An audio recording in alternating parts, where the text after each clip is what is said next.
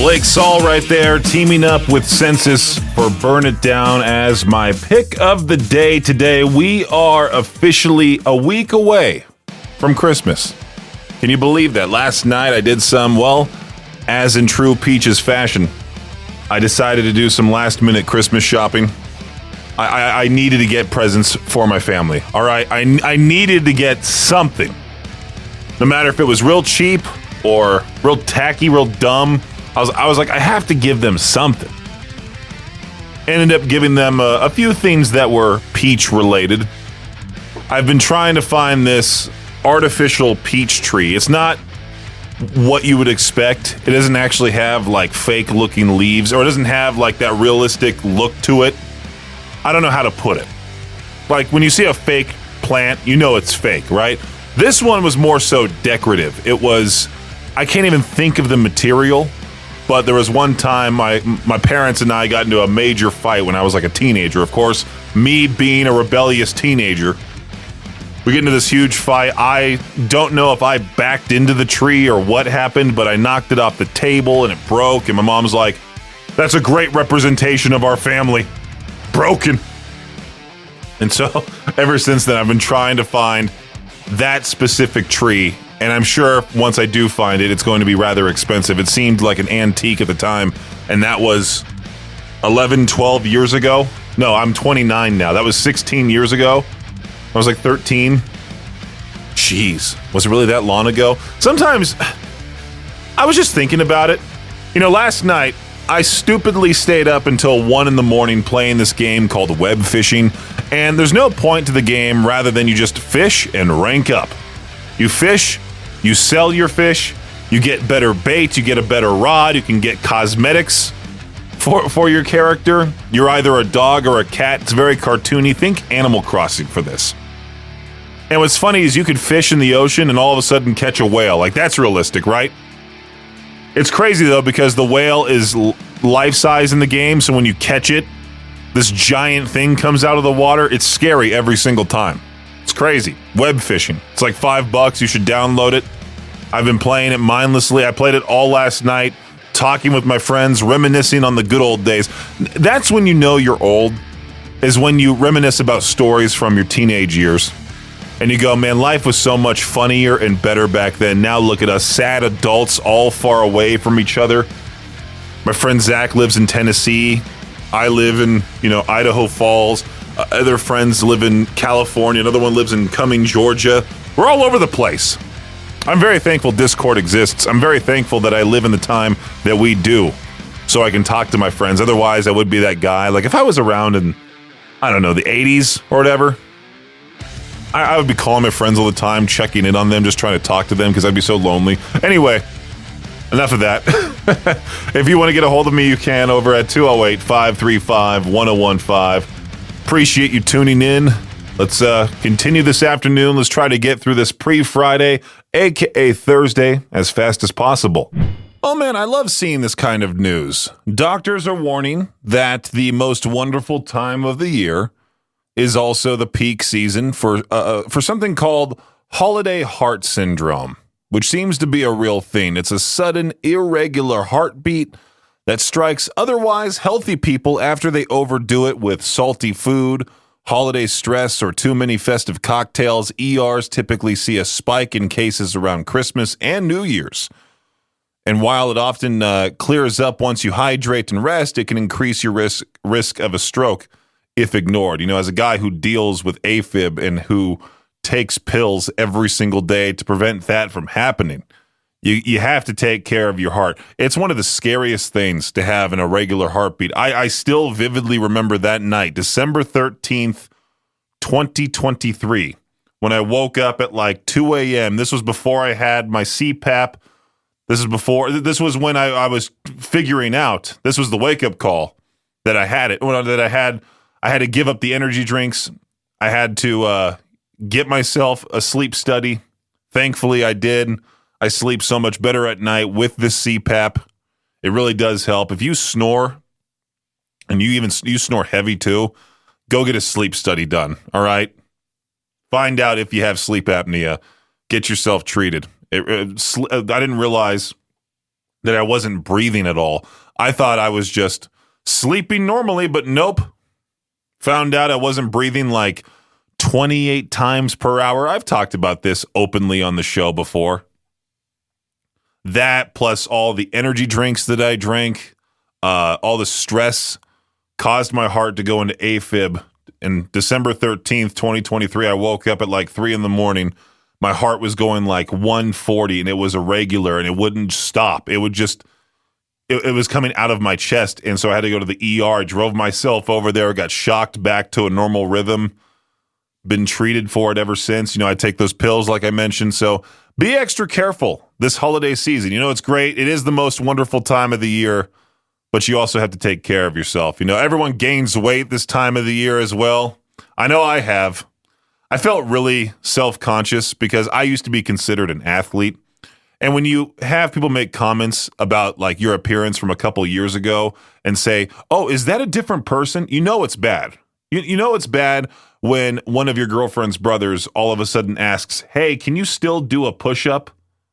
And then you go, yeah, of course I can. And then you think about it and you're like, I really can't. Wow, that's bad. I might attempt to do a push-up here in the studio just to see if I can. Peach's Pit Party on K-Bear 101. Today, National Regifting Day. I don't necessarily like to talk about the stupid holidays that get celebrated or not so celebrated, but radio DJs point them out anyway. Today is Bad Bake Cookies Day. Ho-ho! What's your favorite kind of cookie? Let us know. No, please don't. National Regifting Day, and there's this whole survey that it talks about where more than 110 million Americans admit to regifting or reselling unwanted presents. Guilty. 100% guilty of doing so. If people gift me junk, I'll wait a week and then it'll just all of a sudden disappear. And then when they ask me about it, I go, oh, I love this gift. Is that a jerk move? Should I have admitted that on the air? Did I just add a whole bunch of pressure to people that I know that want to gift me something? They're like, wow, screw this guy. I don't want to gift him something. And then he just gets rid of it, There was something that somebody gave me here in the office. I'm not going to say who. That I'm like, do I really need this? Or could I give this to, I don't know, my girlfriend's nephew? Maybe give it to him and say, Merry Christmas, buddy. I hope you like it. I don't know. I might just throw it away, to be quite honest with you. I've been trying to get rid of junk. Last night, when I was signing off for the night, I talked about how I needed to go through all of my stuff in my place to just get rid of most things that are just sitting there collecting dust, or they're really gross. Like, I have all these old cups from my parents' home. Growing up, we drank out of those cups. My parents gave me them. I put them in the cabinet. I must have the grossest cabinets on the planet. I looked inside that cabinet recently and went, what on earth happened to these cups? And they're still sitting there. I meant to go through that tonight, but last night I finally had some time to myself, so I took it upon myself to play some web fishing like I talked about at the beginning part of the show, to hang out with my friends on Discord. I went Christmas shopping for a little bit, came back, gamed some more. I should have cleaned up. I really should have. This weekend I have to. All right, I need to get rid of all this excess junk. I will give you permission if I come on the show on Monday and say, hey, I didn't clean up. You better call in and yell at me. That's all I got to say at 208-535-1015. I just realized tomorrow morning, to be exact, right as I get here, I'm going to have to cut off the form for Merry Xmas with the Advocates Injury Attorneys. Not just one form. No, 3 forms. Take down the forms on all 3 apps and then print out all those names, cut them into little slips, put them in the big bowl.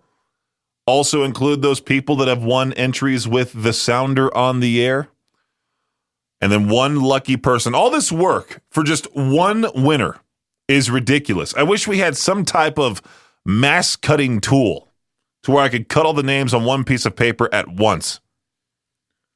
Instead, we just have these horrible office scissors here in the studio, and I have to sit here like I'm in the 2nd grade, cutting stuff up again.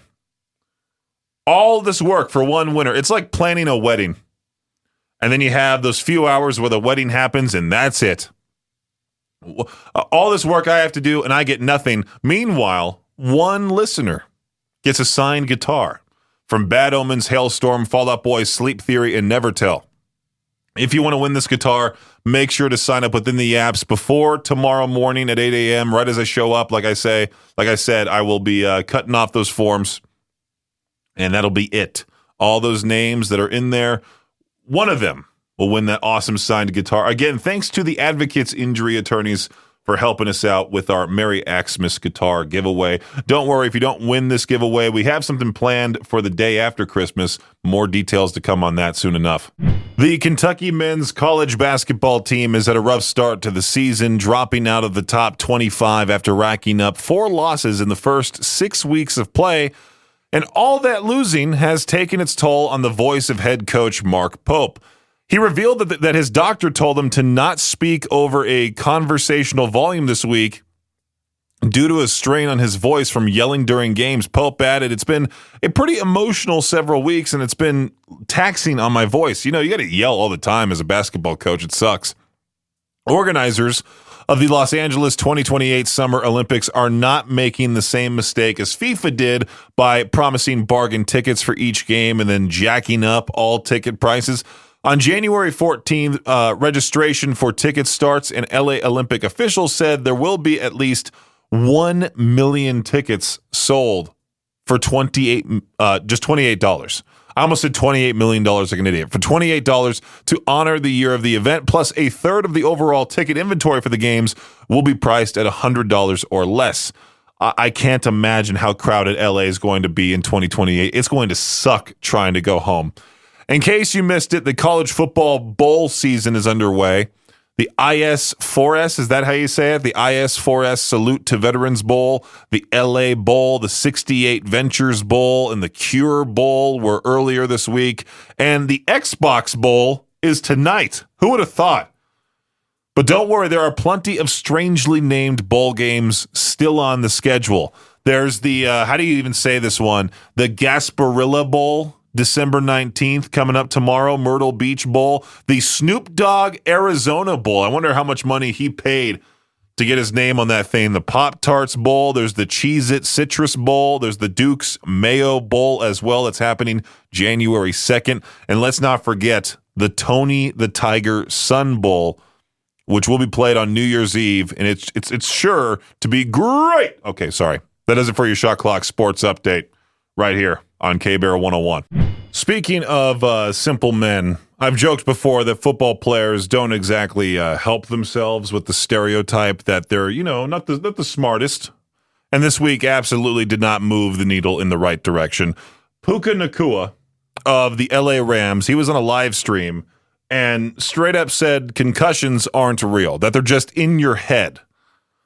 Which is an incredible thing to say in a sport where the entire league has spent the last decade pretending to care about head trauma. Torn ACLs, real. Concussions, apparently a mindset issue. And then it gets even worse.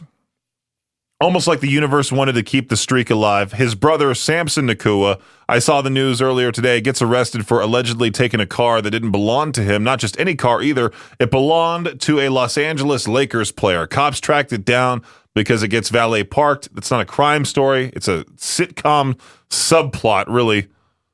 So between brain injuries are fake, and yeah, I'll just borrow this SUV this week, really did its part to keep every football stereotype alive and thriving. Now's the time of the year where churches, excuse me, they put on this massive show, mega churches especially, they put on this massive show of the birth of Jesus, the classic nativity scene. I saw this story. There was a Christmas performance at a church in Houston, full nativity setup, big production, the whole thing. And they decided to bring a real camel into the show. So during the performance, the camel just turns and kicks a woman, drops her. Whole thing caught on video. I bet that guy who recorded it was like, yeah, all right, let's get this onto Instagram, TikTok, Facebook, AFV right away. Look, I'm not blaming the camel at all. That camel didn't sign up to reenact the whole thing in front of a crowd, right? That camel didn't ask for stage lights, music cues, or applause. That camel woke up and chose violence because someone thought, you know what this needs? A live desert animal indoors. At no point did anyone go, hey, camels are kind of unpredictable. They spit. No, instead they said, let's walk it down the aisle like it's a trained theater talent, and now someone's going to the ER because a camel has had enough of Christmas. Every single time I go down the side road here by Sunnyside Road, and I drive towards Culver's or some other place, maybe on like Walmart on Utah, something like that, I'll drive by the camels at the Idaho Falls Zoo, and every single time I'll scream out, "Camel!" and they'll just look at me. And hopefully they don't have precise aim to spit at me in a moving vehicle. Here's something that put a genuine smile on my face in Portland, Oregon. Oregon? Really? Did I just say that? In Portland, Oregon, there's an annual holiday fundraiser. I can't even say the name of it. Otherwise, I would get a Jade Pucker alert to JPA. The name for it, it sounds wild when you first hear it. I'm not going to say it, but it's put on by a group of local performers and entertainers who get together each year to raise toys and money for this children's hospital. Over the past 14 years, they've raised more than $180,000 worth of toys and gifts for kids who are in the hospital during the holidays. It started as a small thing. The first year, they raised just a few $100s. They filled a little wagon with toys. It has turned into the biggest single toy drive for that hospital. The money people donate gets spent at local shops and toys that go straight into the hospital's child life therapy program, which uses them to help kids feel a little bit more like kids when they're going through really, really tough medical stuff. I love that this thing exists. It's the kind of story where the headline might make you raise an eyebrow. And if you're not knowing what I'm talking about here, it says strippers are now the #1 donor of toys to Children's Hospital in Portland. This year, they broke their own record. You see what I mean? The impact is straight up good. People coming together, doing something positive, and actually making the holidays brighter for families who need it. That's worth talking about. I love when radio shows talk about mundane things. I'm guilty of doing it here. I was looking at what the Woody and Wilcox show was talking about earlier this morning. Ideal thermostat setting for your holiday party. You ever walk into that old person's home? It's most likely grandma's house that you're going to. You walk inside wearing your best ugly Christmas sweater. You're bundled up because it's cold outside. You get in there and it's like a sauna. And it sucks. And you're extra hot because you're trying to be festive. You're wearing that nice Christmas sweater that keeps you warm, so you sweat. Oh, it's unbearable. It's awful. Luckily, I never had to go to my grandma's house back when I was a kid because my grandparents, my mom's mom passed away when I was like 3. So there was no spending time with her. My dad's mom lived until about, I think last year. Was it last year when she passed away? She would never host anything. She didn't like people. She just, my Uncle Bob took care of my grandparents on my dad's side. So my Uncle Bob would stop by the house and my grandparents would stay in the car. And they wouldn't even say hi, nothing. They would just sit in the car and wait outside until Uncle Bob came out like 10 minutes later and said, "Okay, I made an appearance for you guys. Let's go somewhere else." Yeah, there was that. But I have gone to friends, families, Christmas gatherings before, and it does suck when you have to wear that nice big Christmas sweater and you go inside and it's like 82 degrees in the house. You're like, why on earth is the house this hot? There's 30 people in here. Because, families out here, there's a ton of kids. Everyone knows their cousins. Everyone knows their great aunts, whatever that is. I grew up just knowing my parents, my sister, and 1 or 2 uncles. Uncle Sonny, Uncle Bob. That's pretty much it. I hardly ever got to see my cousins. All my cousins were not even really my age. I have a cousin that's like 47. That's my Uncle Sonny's kid. I grew up just knowing my immediate family. So when I come out here and I see these families knowing everyone in their family, I don't know if I get jealous or if I'm like, oh, phew, I'm glad I dodged a bullet with that one. I don't have to have this giant gathering at grandma's house where it's 85 degrees on the inside and I'm sweating my butt off. Those presents from grandma better be good on Christmas if the house is that unbearable. Are you aware of that show, My Strange Addiction? It's a weird one. I have never really sat down and watched an episode of that show because I feel like I would be grossed out completely. It's going to return January 7th, 9 p.m. Eastern Time on what channel? TLC, featuring shocking news stories about people being addicted to things like raw meat. Apparently, the first episode shows a woman eating raw hamburger just daily.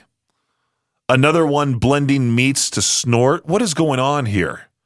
A bodybuilder's size obsession, someone living with over 100 snakes. Imagine going to that person's house. You know that house would have to be hot on the inside, too. We just talked about where, like, your grandma's house is over 80 degrees for some reason because old people, they're very frail. If it gets below 65 degrees, it's freezing to them. I can't imagine how hot and miserable it'd be and scary it would be at the same time to go into somebody's house that has over 100 snakes. Do you sign up to be on this show too? Are you like, you know what? I have a weird addiction. I eat raw hamburger every single day. Why don't I sign up for the show? Who do you contact to sign up for this? Do you submit an email to somebody? How do these people get on the show? Because most of these people, I can't imagine being a hoarder and you get signed up to be on that show. You know how mad I would be? Someone signs you up like, hey, your house is so bad, I signed you up to be on the TV show Hoarders. Those have to be mostly fake, right? I don't know. But My Strange Addiction, wasn't there someone that was addicted to eating mattresses? Did that guy's best friend sign him up and go, hey, by the way, I got you on My Strange Addiction. I don't know how much they'll pay you, but if they even get paid at all, I just volunteered you for the show My Strange Addiction. You're going to get blasted to the world about how weird you are. All right, so you know how I did my list with Metal Burb. Shout out to Metal Burb. He's awesome. I interviewed him for about 40 minutes or so. It's on our YouTube at KBear101RMG. I shared with him my list of my favorite albums of 2025. And he seemed to like my list. Now Barack Obama has revealed his favorite songs of 2025. This whole list is a bunch of songs I have never even heard of. I'm not going to judge him for his music taste because I know other people have way different music tastes compared to me. That's how everyone is. Everyone's different, you know? With radio, it's hard to what is it? It's hard to please everyone when you're in radio because a vast majority of people love Sleep Token, but there's that group of loudmouths that hate it, and they tell you every single time that they hate Sleep Token. They know who they are. They want everyone to know that their music taste is superior. Anyway, I'm looking at 2025 Barack Obama's favorite music, and I see Abracadabra from Lady Gaga at the top. That's one of the like two songs I recognize on here. I recognize that one, and I recognize The Giver from Chapel Roan. And I need to remind you that I think it was last year that I was calling her Chappelle Roan. I had no idea who she was, what she looked like, anything. Jason Isbell, Bury Me. Okay, maybe I recognize that track. But some of these, I'm like, what in the world are these names? Pending from Lil Nay, Naay, and Mike Towers. Okay, there's a song called Metal by the Beths. Should we listen to some of that? If it's a song called Metal, I need to know about it, right? Metal by the Beths, okay? Are the lyrics here? Am I able to read these? Oh, perfect. Is that the song? Oh, that is the song. Here we go. I kind of like the intro. Oh, apparently it is metal. There's no way. Okay, it's listed on Spotify as Metal. I'm not kidding. The song is called Metal, and it's listed as Metal, the Beths.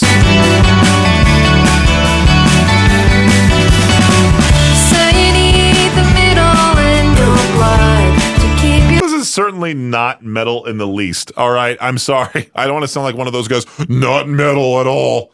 But this is not metal. This is acoustic folk or maybe alternative. And you read the compass in your eyes. I'm waiting for the screaming to start. Right. Yeah, this is truly metal. So you surf the Earth's magnetic core to keep you I feel like it's not going to change. Let's fast forward here. in your cheek. I'm now a minute in. It sounds exactly the same.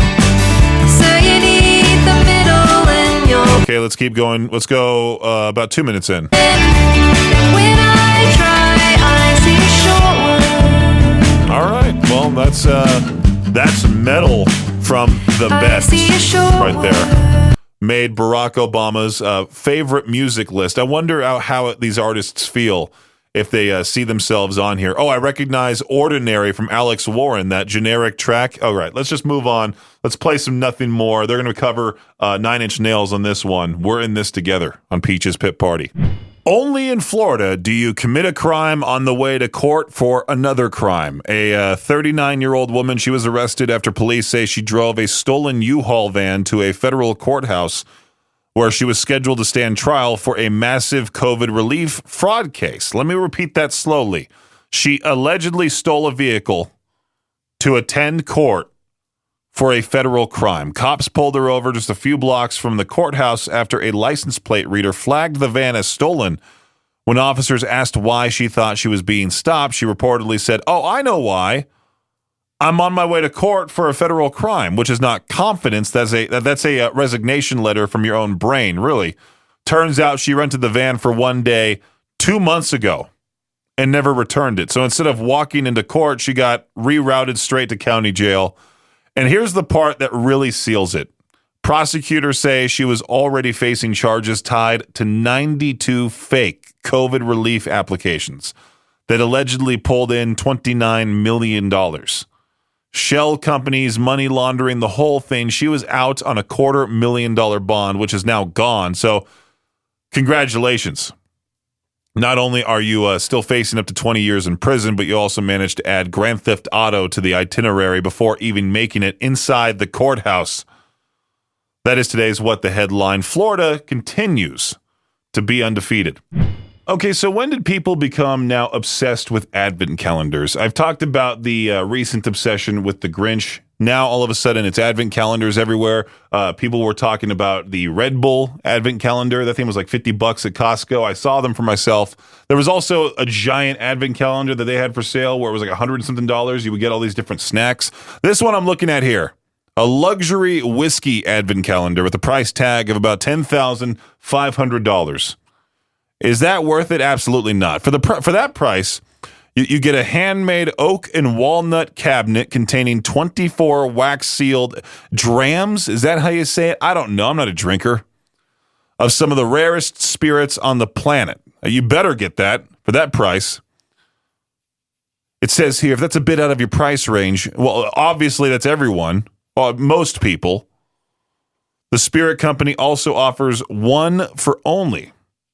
Another advent calendar for only $870 and another for about $275. I wonder what you get in that one. Can I see a picture of this stupid thing? Oh, wow. Yeah. That thing, that wooden briefcase looking thing is $10,500. And those containers of whiskey are very, very, very, very small. I would be heated if I paid $10,500 for this crap. Highland Park, 40-year-old. There's a whole list here. Do you get the fanciest whiskey on the on Christmas Eve? Is that it? What's that country song that Victor keeps talking about? The Daddy Don't Come Home Drunk for Christmas. This is going to fuel that. $10,500. I would start drinking if I paid that much money for anything. Yesterday, I posted this long speech on Reddit talking about how the "Where's the Snow" posts are the dumbest thing on the planet because there is no definite answer to that question. Well, actually, there is a definite answer to that question. Like, hey, it's not here. Enjoy the warmth while you can, because pretty soon, once the snow does come, that's when everyone starts complaining about the how are the roads posts, or people start complaining about how the snow is just unbearable, that type of thing. I just got onto Facebook. First post I see posted in Life in Idaho Falls, out of all places. Hey, so for those of us who don't have a pulse on this, what is actually being done to relieve the traffic in this town? One person just simply put nothing, and I feel like that's the true answer right there. Another person, nothing. The only kind of plan that was proposed was to build a perimeter parkway from the south end of town and cutting north, but of course people who live along those areas are way against it. So we're going to keep stacking traffic on 1st, 17th, and Sunnyside. Leaving work every single day absolutely sucks. We get out at 5. Takes me like 20 minutes to get to my place just because of all the people. And, you know, it's that terrible time of the year where people come back home for the holidays, or they, I don't know. But there's tons more people here because of the holidays approaching. One guy went on a tangent just saying it's going to get worse. Our population is continuing to grow. We have more developers requesting permits for more multifamily and single-family homes in our area. The days of light traffic are gone.